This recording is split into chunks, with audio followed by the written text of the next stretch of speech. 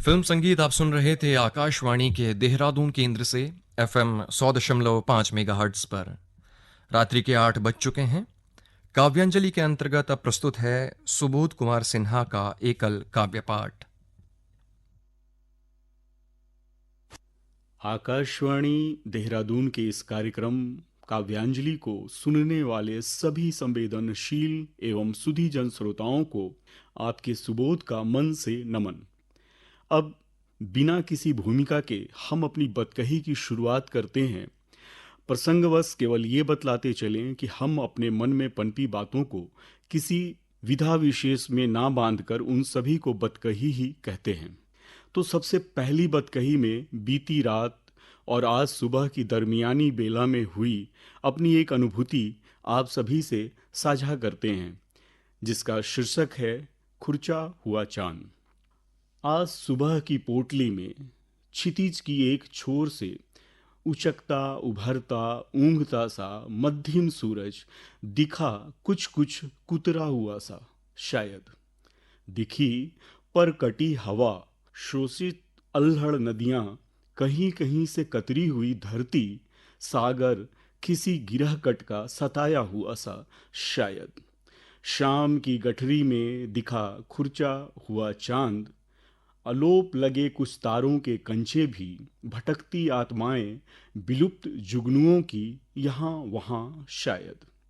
सिकड़ी में जकड़ी सुगंधें दिखी, बिखरी ठठरियां फूलों की, टकले दिखे सारे के सारे जंगल भी, मानव दिखे गुलाम हाट में रोबोट बने क्रेता विक्रेता शायद। बन गए अल्पसंख्यक मानव सारे, बाद भी यहाँ जनसंख्या विस्फोट के, सत्ता सारी धरती की हाथों में रोबोट के। मानवी कोखों में भ्रूण, रोबोट शुक्राणु है बो रहा शायद। तभी अजान की और पूजन की घंटियों की आवाज़ें, पड़ोस के अलार्म व कुकर की आवाज़ें, लोगों की आवाजाही की आवाज़ें गई नींद से मुझे जगा शायद। साथ साथ नींद के सुबह के सुनहरे सपने भी बिखर गए कांच की किरीच की तरह। वही तो सोचूं कि हम मानवों का ब्रह्मांड भला ऐसा हो सकता है क्या? नहीं ना, शायद। अब अगली बतकही कहते हैं कि बाल सुलभ कभी मन जब कभी भी शब्दों के रंगों को कल्पनाओं की तुलिका से भावनाओं के आड़े तिरछे रेखा चित्र में भरने का अवसर पाता है, तो जाने अनजाने में एक अलग ही घाल मेल वाली दुनिया गढ़ जाता है। ऐसे ही कई विषयों को स्पर्श करती हमारी अगली बतकही का शीर्षक है ट्रैक्टर के असमान पहिए। धान के बिचड़े सरीखे, कर ठिकाना परिवर्तन, मालूम नहीं सदियों पहले कब और कहाँ से लांग आए थे गांवों की पगडंडियों को पुरखे हमारे। किसी शहर की एक बस्ती तक एक अदद आस लिए कि करके ठिकाना परिवर्तन होंगे पल्लवित पुष्पित और समृद्ध भी लहलहाती धान की बालियों सरीखे। फिर भला शहरों की बस्तियों मोहल्लों में गलियों में और सड़कों पर हल चलाते किसान, लहलहाते खेत हरे भरे, खेतों की क्यारियां टेढ़ी मेढ़ी पगडंडियां कब और किधर दिखती हैं भला? जैसे पलते बढ़ते तो हैं देखते अम्मा और बाबूजी, रोज रोज अपनी कुंवारी बेटियां, और बुढ़ाते हुए अम्मा बाबूजी को रोज रोज कब और कहाँ देख पाती हैं ब्याही हुई ससुराल गई बेटियां। हाँ, तो लहलाते खेत हरे भरे टेढ़ी मेढ़ी पगडंडियां, ये सब तो बस चित्रों में, चलचित्रों में, या फिर रेलगाड़ी के शयनयान की खुली खिड़कियों से, या फिर वातानुकूलित डब्बों की कांच बंद खिड़कियों से ही तो देखी हैं जाती, निहारी हैं जाती शायद। हाँ, वैसे तो ट्रैक्टर ही है एक, जो गांव हो या शहर दिखता है दोनों जगह। बस होते हैं इनके प्रयोग उपयोग अलग अलग। गांव में तो खेतों को जोतने में या लगन में, दूल्हे और बारातियों को ले जाने लाने में, या फिर मेले, रावण दहन या जागरण तक के लिए समस्त बस्ती वालों को ढोने में।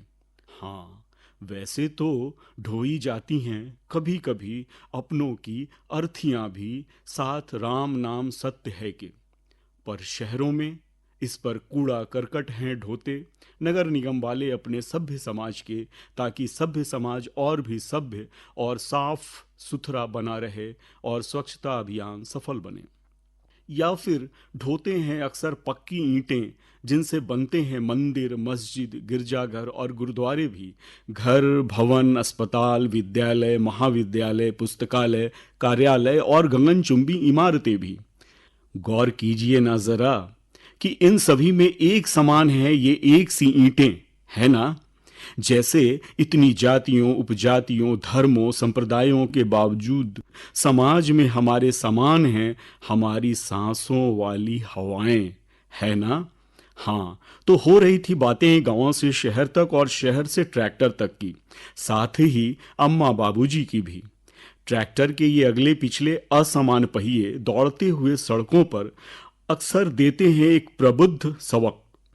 पुरुष प्रधान समाज में पुरुष होते तो हैं आगे, पर ट्रैक्टर के अगले पहियों जैसे आगे पर बौने, और औरतें ट्रैक्टर के पिछली पहियों जैसी पीछे, पर छोड़ जाती हैं पीछे, कोसों पीछे पुरुषों को। जब जब ट्रैक्टर के पिछले पहियों सी फूलती फूलती फैलती फलती हैं गर्भवती बनकर और गढ़ती हैं सृष्टि की नई नई कड़ियां। हाँ, सृष्टि की नई नई कड़ियां, बस यूं ही। कार्यक्रम के सिलसिले को आगे बढ़ाते हुए अगली बतकही, जो संवादात्मक शैली में गढ़ने का प्रयास भर है, जिसमें हमारे विकसित या विकासशील शहरीकरण में लगभग लुप्त प्राय विधा मदारी के जमूरे और मदारी वाले उस्ताद के वार्तालाप के रूप में है। शीर्षक है काले घोड़े का नाल। जमूरे, पते की कौन सी है बात आज तू बतलाने वाला, जिसे नहीं जानता है भला ये तेरा उस्ताद मदारी वाला। हाँ उस्ताद, मुख्य दरवाजे की चौखट पर एक हवेली के है दिखा आज जड़ा हुआ काले घोड़े का एक नाल, देख जिसे मुझे भी है आया एक नायाब ख्याल। जमूरे, वो क्या भला, बतलाओ ना जरा। उस्ताद, क्यों ना हम भी अपनी झोपड़ी के बाहर जड़ दें काले घोड़े का एक नाल, शायद सुधर जाएं हमारे भी हाल। जमूरे, बड़े लोगों की बातें जाने बड़े लोग सब, पता नहीं मुझे घोड़े के नाल जड़ने का सबब। उस्ताद, सोच लो, लोग बाग हैं सब पढ़े लिखे, गलत कुछ थोड़े ही ना करते होंगे। जमूरे, हाँ उस्ताद, जिस घोड़े के चारों पैरों में एक एक कर 4 नाल होते हैं जड़े, वो घोड़ा सफेद हो या काला, वो घोड़ा तो ताउम्र बोझ है ढोता, है चाबुक भी खाता। फिर उसके एक नाल से क्या कल्याण होगा भला, अपने छोटे दिमाग से सोचो ना जरा। और तो और, उसके एक टुकड़े को ठोंक पीट कर बनाई गई अंगूठी भी कितनी कल्याणकारी भला होती होगी। उस्ताद, धीरे बोलो ना जरा, सुन लिया किसी ने तुम्हारा ये थेथरलॉजी, तो फिर भला कौन देखेगा हमारा मदारी।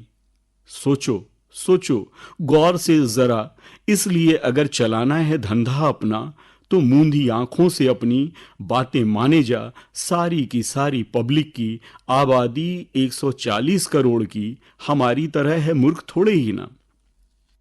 सर्दियों से बचने के लिए हम सभी नाना प्रकार के भरसक प्रयास करते हैं। उन्हीं में से एक है किसी अपने के हाथों उसके अपने के लिए ऊन से बुने गए स्वेटर।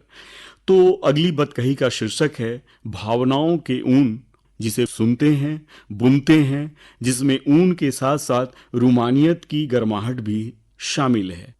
वादियों में पहाड़ों की कुलाचे मारते भेड़ों के झुंड जैसी भागम भाग वाली दिनचर्या हमारी, और बदन से उन भेड़ों के जबरन कतरे गए उनके मुलायम बालों जैसे हमारे दिनचर्या से कतरे गए चंद पल, जिनसे काटते हैं हम अक्सर हमारी भावनाओं के ऊन, बस यूं ही। फिर स्वेटर बुनने वाली 2 सलाइयों की मानिंद हमारे तुम्हारे मन अक्सर बुना करते हैं मिलकर गर्माहट देने वाले मनमोहक मुलायम और रंगीन सपने, ठीक ग्राफ वाले रंग बिरंगे स्वेटर की तरह, बस यूं ही। जैसे बुना करती हैं औरतें नमी प्रदायक क्रीम से महकती अक्सर मखमली हथेलियों से अपनी, या अपनी रसोई के प्याज लहसुन तेल मसालों से गंधाती खुरदरी हथेलियों से अपनी दाईं बाईं तर्जनियों को बार बार उचकाती, कभी दो चार मिल बैठ गप्पे लड़ाती तो कभी गुनगुनाती अकेली, ठिठुरती रातों में बोरसी के आगे तो कभी पहाड़ी नर्म नर्म धूप में स्वयं की देह को गरमाती। बस यूं ही 4 अंगुल भर या फिर 1 बित्ता तक बुनने के बाद कभी रात में करवट बदले पीठ पर या सुबह सवेरे कभी उनिंदे में ही अपने सगे के सीने पर रखकर नापे गए स्वेटर की तरह संग संग साझा बुने अपने सपनों को सच करने की औकात नापते हैं या उम्मीदों से भरे अवसर भर भांपते हैं। बस यूं ही भले ही सोचों में ही सही, पर अक्सर मिलते हैं गलबहियां दोनों, ठीक उन बुनती हुई दोनों सलाइयों की तरह, और उचक उचक कर बुनती दाई बाईं तर्जनियों की मानिंद दोनों की बाहें उचक उचक कर ऊन से स्वेटर बनाती फंदों जैसी और भी गज्जिन गिरफ्त बनाती हैं एक दूजे की रुमानी चाहतों भरी। बस यूं ही आज बस इतना ही जाने की अनुमति दीजिए। मन से नमन। काव्यांजलि के अंतर्गत अभी आप सुन रहे थे सुबोध कुमार सिन्हा का एकल काव्य पाठ। हम आकाशवाणी के देहरादून केंद्र से बोल रहे हैं FM 100.5 मेगाहर्ट्ज पर।